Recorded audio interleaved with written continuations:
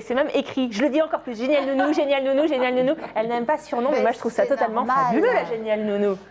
C'est mieux que la super nanny. Alors le cododo, allons-y. On pourrait dire sexy nounou, ce serait peut-être un peu mieux déjà. Non mais après les papas ne voudraient pas l'engager, les mamans ne voudraient pas l'engager. Alors allons-y le cododo. L'idée de travailler, de dormir avec son enfant, est-ce que c'est bien parce que hop, on a du lien? Est-ce que c'est mal parce que du coup on n'a plus de vie amoureuse? Qu'est-ce que c'est? Oui, c'est compliqué d'avoir une vie amoureuse. Donc le cododo, le co-sleeping, bien sûr, c'est un mouvement venu des États-Unis. Le co-sleeping. Le co-sleeping. Et donc c'était l'époque où l'enfant devait tout faire, tout était absolu pour lui, donc l'enfant roi. Et le co-sleeping, le cododo, c'était dans cette même veine. Alors le co-sleeping, c'est pas du tout les... Vous savez, quand on peut pas, sur le plan logistique, mettre un enfant dans une autre pièce parce qu'on n'a que 2 pièces ou 3 pièces et qu'il dort avec nous-mêmes, enfin avec le couple, c'est pas ça le cododo. Hein. Le cododo, c'est on décide que notre enfant dorme dans le même lit que nous parce que je ne sais pas en fait, sincèrement. On a l'impression que vous ne validez pas. Non, je valide pas parce que c'est pas la place. C'est pas la place. Parce que moi j'ai des mamans qui viennent me voir et qui me disent l'enfant a 4 ans, je veux plus dormir avec. Ah ouais, mais il n'est pas d'accord là, ça fait 4 ans qu'il dort avec sa maman, c'est tellement bon. Non mais parce qu'on a vu une image par exemple tout à l'heure, c'est un nourrisson qu'on voit, ça justifie comme ça. Premier avantage, le papa ne peut pas dire « Ah, je ne l'ai pas entendu, oui, mais c'est pas...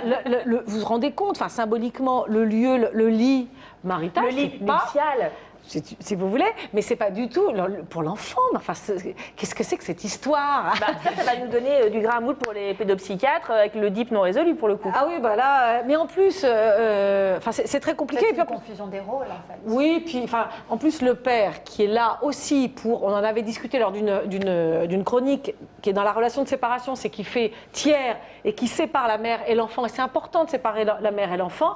Et ben là, il accepte cette situation. Et ceci dit, les pères quand ils viennent me voir, ils me disent je veux plus.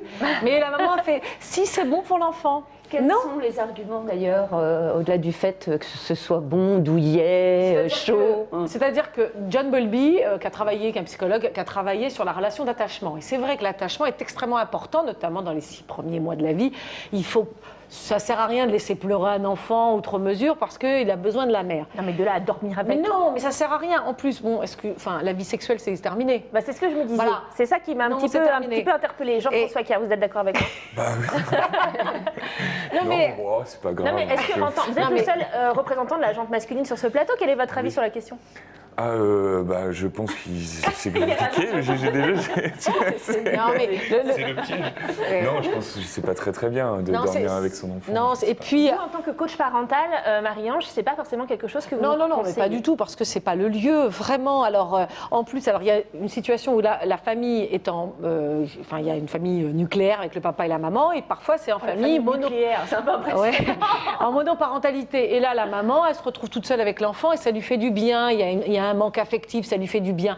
Sauf qu'au bout d'un certain temps, elle a envie de récupérer son lit, et là, il n'est pas d'accord. Et là, c'est très compliqué, compliqué. On a des crises épouvantables, il faut expliquer pourquoi du jour au lendemain, l'enfant ne dort plus avec sa maman. Mais alors, imaginons que c'est trop tard. On a déjà fait du cododo avec son enfant, justement. Est-ce que vous avez des conseils en tant que coach parental pour nous aider, justement, à passer ce cap et à réinstaller l'enfant à sa place, entre guillemets, dans son lit, dans sa chambre? Oui, alors, il faut trouver des dates un petit peu, des dates importantes, c'est-à-dire la rentrée d'école. Voilà, la rentrée d'école ou un anniversaire. Tu vas avoir 4 ans, maintenant tu ne dors plus avec maman. Et puis, alors au début, ça va être difficile. Hein. Alors quand on est en maison, ça va, mais en appartement, c'est plus compliqué.